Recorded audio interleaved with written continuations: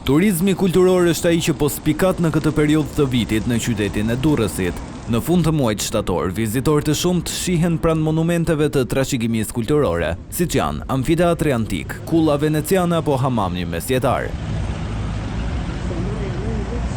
Ina Jazi, specialiste e qendrës muzore Durrës, thotë se në këtë periudhë të vitit ka shumë vizitorë të huaj që kanë si qëllim vizitat pranë monumenteve të trashëgimisë kulturore dhe më i vizituari është amfiteatri. Vizitorët janë të organizuar me grupe, por edhe në mënyrë individuale, janë të grupmoshave të ndryshme, ku përfshihen vizitorë të cilët kanë statusin e studentëve, pensionistëve dhe vizitorë të rinj, janë nga vende të ndryshme të botës, përfshihen vizitorë që vinë nga Amerika, kemi vizitorë nga Italia, vizitorët europian, të cilët vinë dhe i vizitojnë.